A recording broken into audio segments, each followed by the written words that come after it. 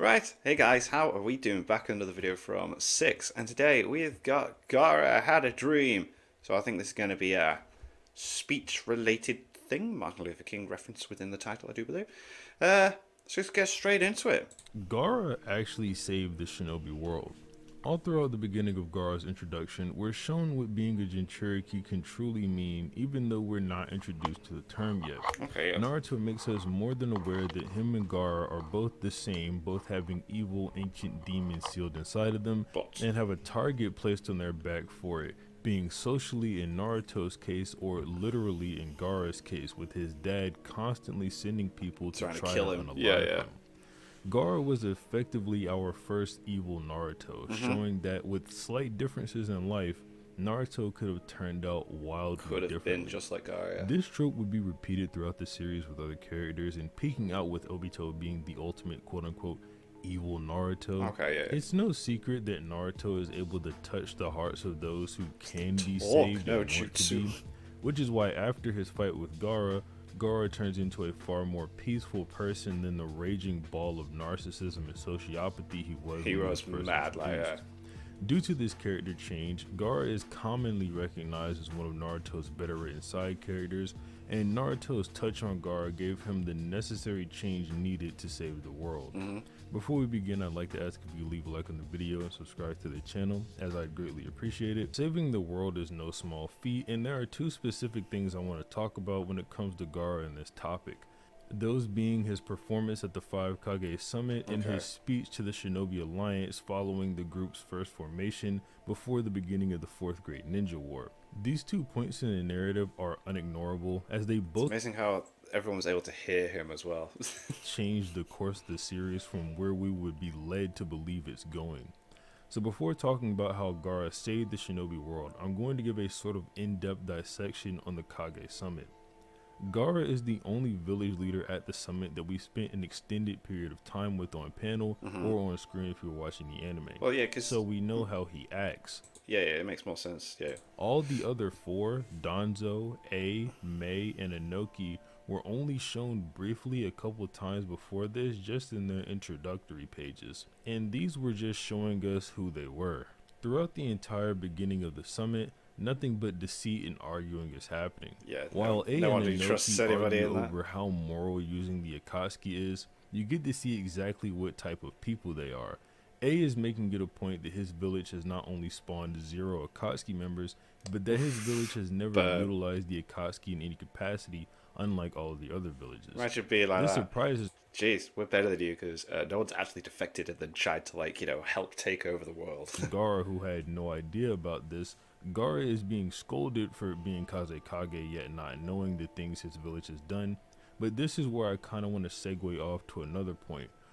One point is about how A's hands aren't exactly clean either, and the other is his actual claim of the Sand Village utilizing the Akatsuki. I'll go down the latter route first since the topic is already kind of about that. When A mentions how the Sand utilized the Akatsuki, he talks about how they used them in the form of Orochimaru, and as a result of that, the previous Hokage and Kazekage were both unalive. Yeah. A is probably ignorant to this, but this just simply isn't true. The Sand Village was used by Orochimaru, not the other way around. Yeah, definitely. So as far as the Sand Village goes, their hands are clean at the moment in terms of For working that with the situation, Akatsuki. yeah. You could maybe give A the benefit of the doubt and say that he had other things to bring to the table for the Sand working with the Akatsuki.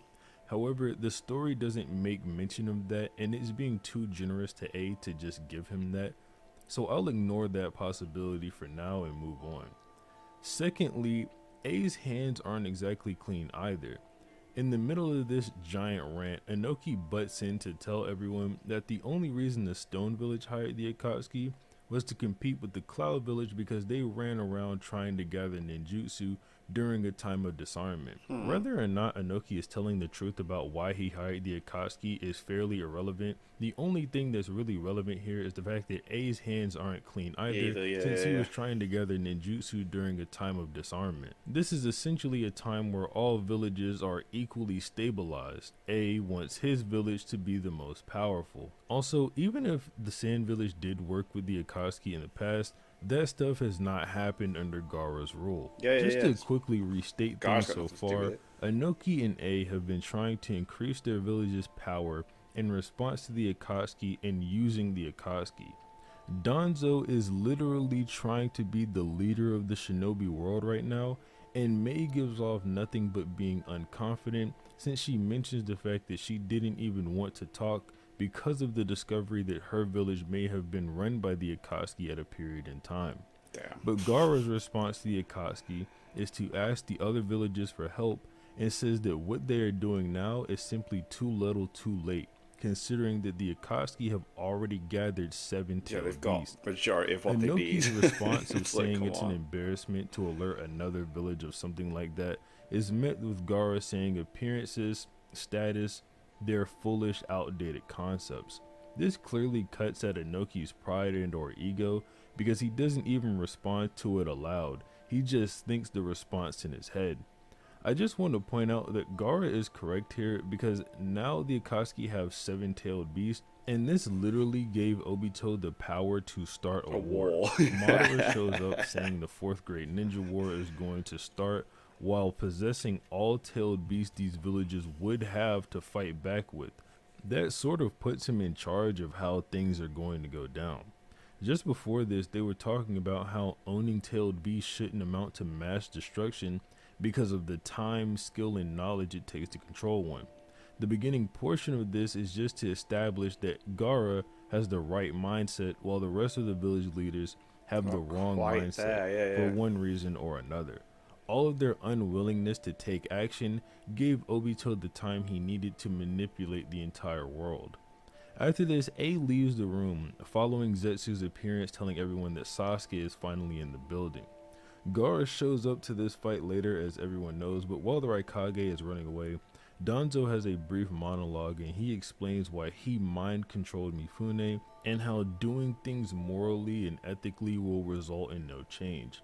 Anoki mentions how basically no one can trust Danzo now, no Yeah, matter Jesus what Christ. he does, and Gaara thinks about his dad and says, if that's the state of the world and of humanity, we have no future. If we stop trying to understand each other, all that will remain is fear and terror.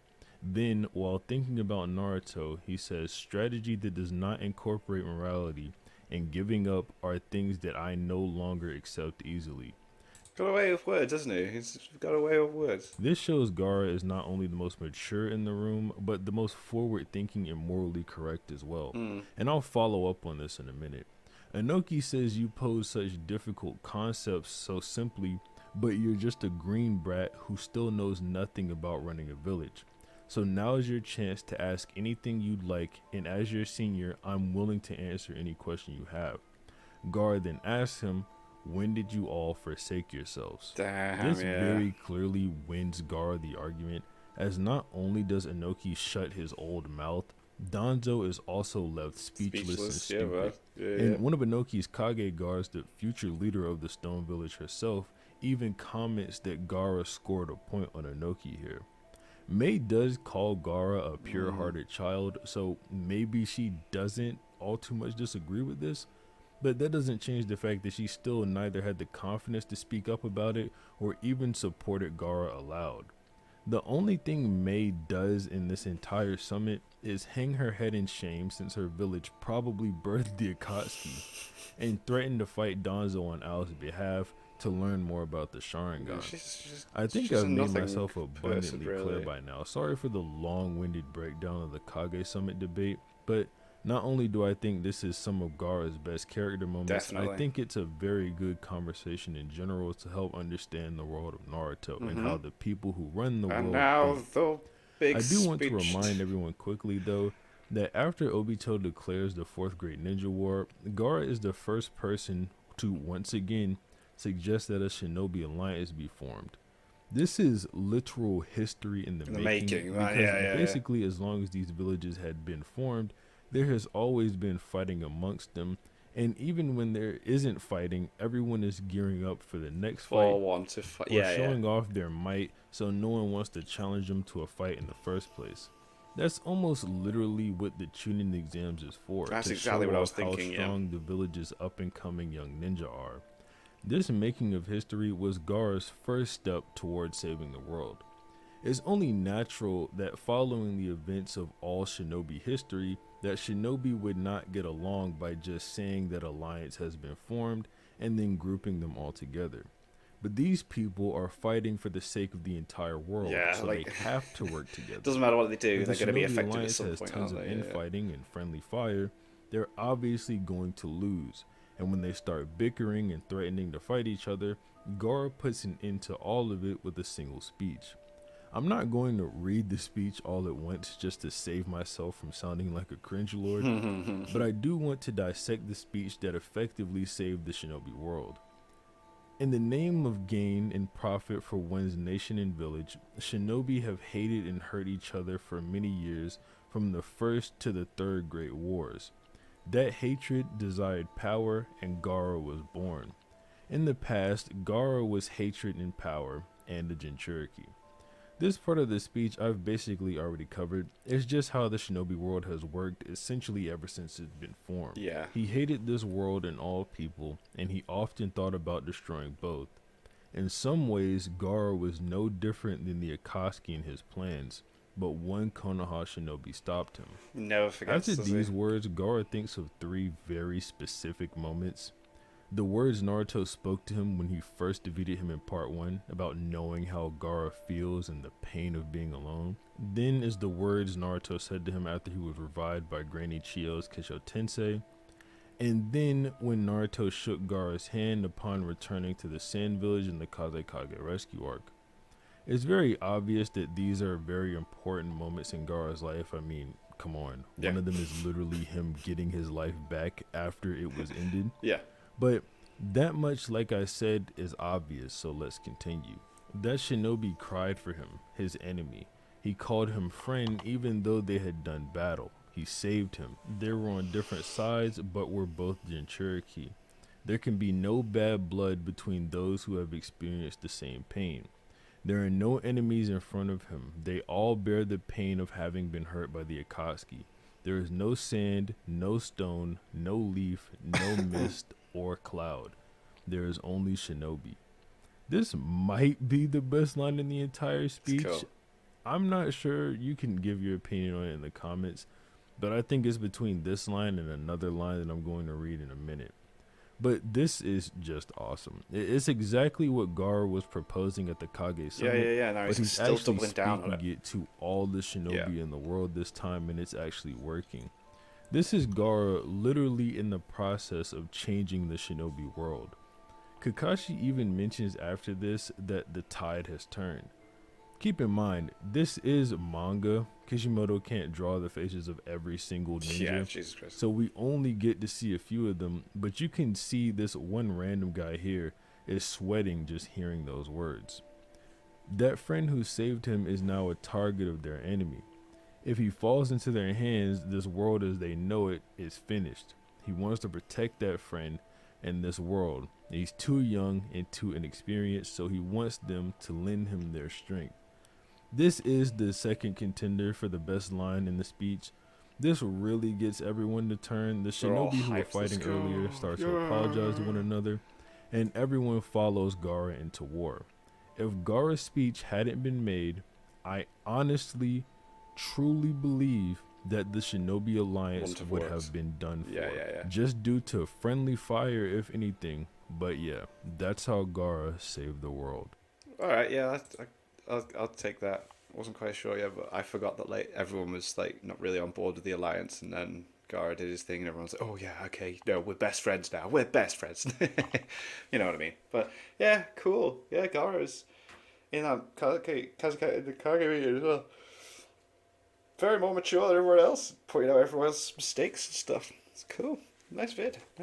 Anyway, make sure you check out my Etsy shop. Links in the description for t-shirts and hoodies that I've designed. And thank you to my patrons. If you want to have your name at the end of every video I upload, link in the description to the Patreon page. $1 a month is the last spot. That's greatly appreciated. Thank you for that. And thank you all for watching. What do you guys think of that? What do you guys think of this? Click like, subscribe, and leave comments down below. Let me know what I should watch and discuss in future videos. I'll see you guys next time.